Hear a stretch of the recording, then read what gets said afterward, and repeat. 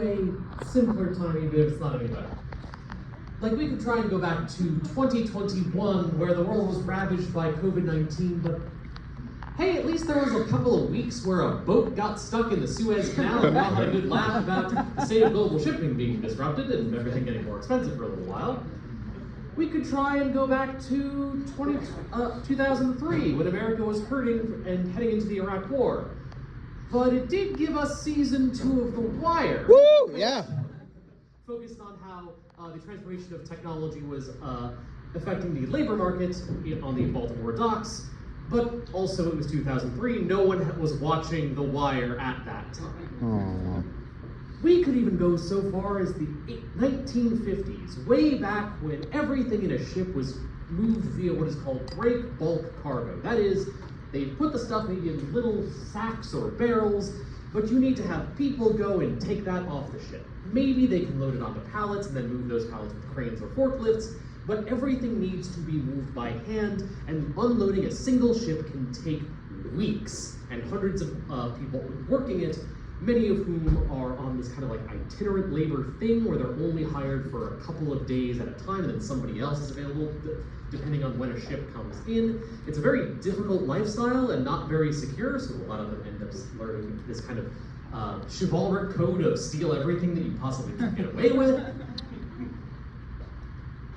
That culture is still a little bit around, but it also gave a lively dock life. There were warehouses, the waterfront became this important cultural place all along the coasts of the United States, where that was the main place where any good was shipped.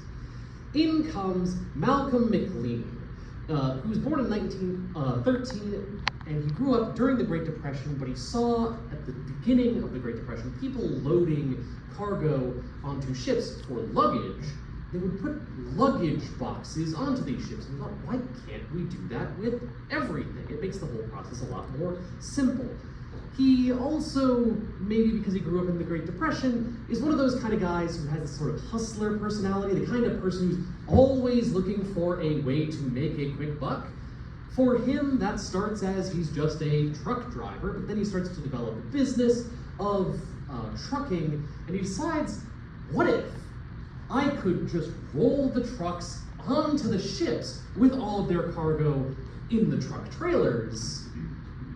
Well, it turns out that would make it insanely heavy on the ship, and the ship would now be much less able to move around, but this idea evolved. What if he could just take the trailers and put them directly onto the ship? Thus, the intermodal shipping container. He's got a plan. Now he just needs some ships to actually put these onto. How is he going to do this? Well, in World War II, the United States had a lot of industrial capacity and churned out ships like, I don't have a good metaphor for this. They churned out so many ships that they had a bunch of rinky-dink, run-down old things that they expected U-boats to destroy, and very often the U-boats did destroy. But they had enough of these lying around, these Liberty ships and Freedom ships, branding, that there were still enough of them around just kind of taking up space. And he buys up a fleet of 4 of these to convert to these shipping container ships. Now, he's not the only person trying to have this general category of idea. Other people are trying to make something similar to this work, and he ends up in a decades-long argument about what the standard sizes of shipping containers should be. Should they be 20 feet long, 24 feet long, 36 feet long? All of which is extremely boring, but also very important, because this affects whether they can go on European railroads, whether they can be driven along mountain passes in the Rockies, or if the trucks driving them will be thrown off the very narrow roads there. This creates a long, lengthy back and forth about what exactly this will be, and it also creates issues of labor, because, well, suddenly this whole process will be a lot less manpower intensive. How is that going to affect the people who actually work to unload these things? A lot of labor unions have strikes to try and prevent the adoption of this technology. Some of them actually get on board with it on the grounds of, well, our jobs are terrible, backbreaking labor, provided you can give us a couple of assurances. We're happy to use this new technology to make sure that our spines last until we're 40. One of the other interesting developments here is that there's a lot of infrastructure that's actually necessary to make this work.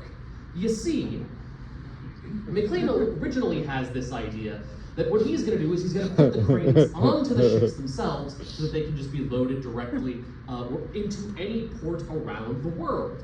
The problem is, if you put a bunch of really big, expensive equipment on top of a ship that has to move around wildly, it's not very good for the ship to continue staying afloat and not rock back and forth in the middle of the ocean or in a terrible storm that might damage the cargo or damage the ship. So instead, these cranes need to be port-side, which means it takes a huge amount of investment to get any given port up to speed to do this much more effective kind of work, which means only the ports that get on board with it early and only the ports that invest heavily actually become the ports of the future, and everybody else gets left behind. If you're ever wondering why Felixstowe in the UK is now such a big shipping terminal, and Liverpool and London are really not anymore, this is the reason why. Felixstowe upgraded when Liverpool was in the middle of a massive labor strike that prevented this kind of an option. That's all further down the line. For now, McLean is just running a medium-sized shipping business to Puerto Rico and Hawaii, these places that are really only viable for US shipping because of this archaic old law called the Jones Act. It's really terrible. But he needs some kind of opportunity for this idea to really take off. But who could he find that really needs to ship a whole bunch of stuff? Well, conveniently enough, the United States has decided to go to war in Vietnam for some reason.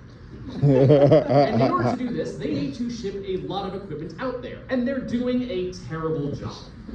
They are putting far too many clerical supplies into their system. They are losing track of what's going where, and it's creating problems for everything downstream of actual warfighting.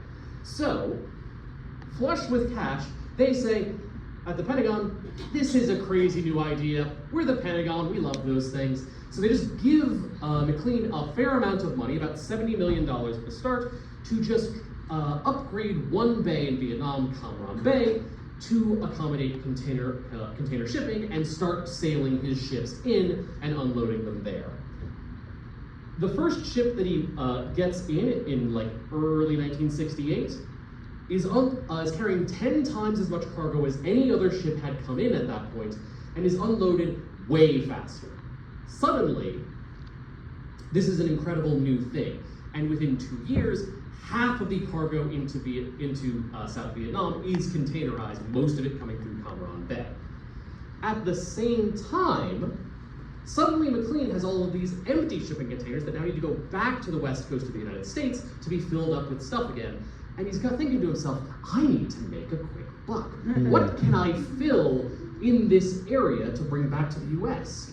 I wonder if there's any consumer products available in Japan, and his activities there don't exactly kick off Japanese manufacturing boom of the 1960s and 70s, but he does supercharge it. It's now the early 70s, and McLean is, well, he's one of those businessmen, as I mentioned, who's always looking for a way to make a quick buck, and so he's kind of over-financialized himself, levered up to the gills, and he needs to find a new way to make enough money to scale up his project because he knows this is working. He just needs a big, big investor. So his company, he manages to find a much bigger company to take them over. And who does he find? Someone who needs to diversify, someone who might be having some kind of regulatory issues in the early 1970s.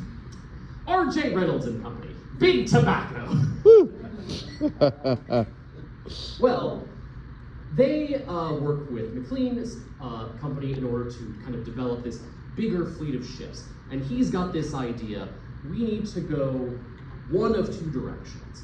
We can either have our ships be much bigger, so that they're carrying more stuff at any given point in time, that'll scale up our efficiency, or we can make the ships go faster. That'll make, you can make more trips per unit time. Either of these could conceivably work. McLean opts for the faster system because he thinks it makes things more flexible, he thinks it'll lead to more client opportunities, etc. He bets big on just upgrading his entire fleet and developing whole new ships that can go really, really fast. The only problem is they're just a little less fuel efficient, but that's not a problem. It's the early 1970s. Oh.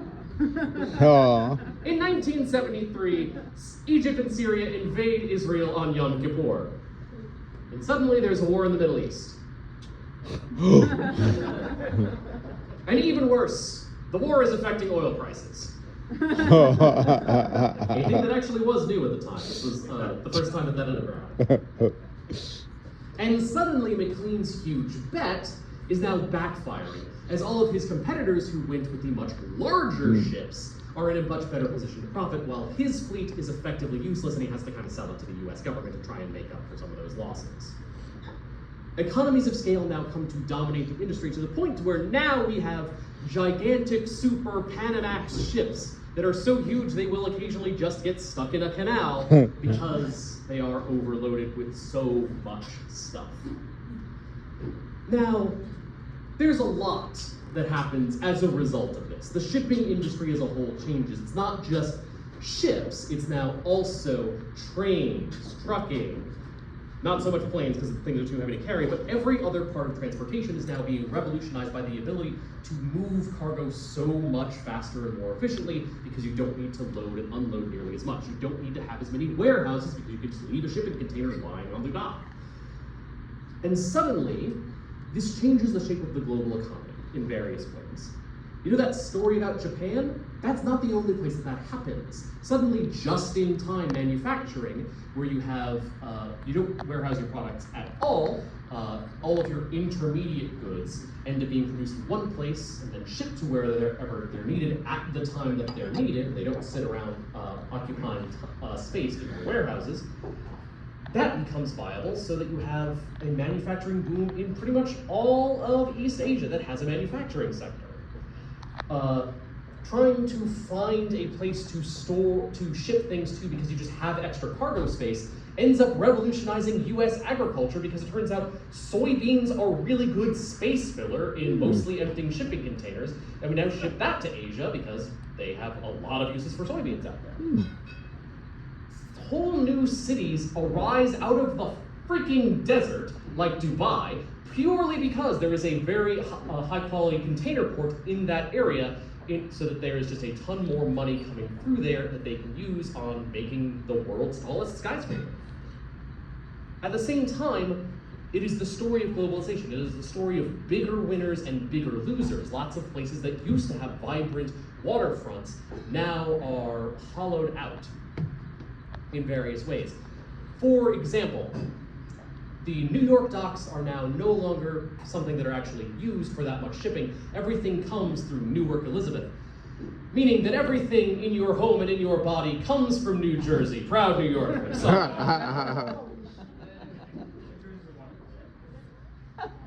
For all that, it did not make McLean rich or famous. He was certainly comfortable as a businessman and the subject of an interesting book here or there, but he was not celebrated in his own time, because other people were able to take his ideas and run with them better than he himself ever was. But that was also kind of his whole jam. He wasn't the person who came up with boxes in the first place. He saw that being done at a much smaller scale on passenger ships, as mentioned before. So, in a way, there's a bit of a live by the creative destruction, die by the creative destruction concept going on here. And I think that might just be the way he wanted it, maybe with a little extra money for him. Woo! Yeah! Woo!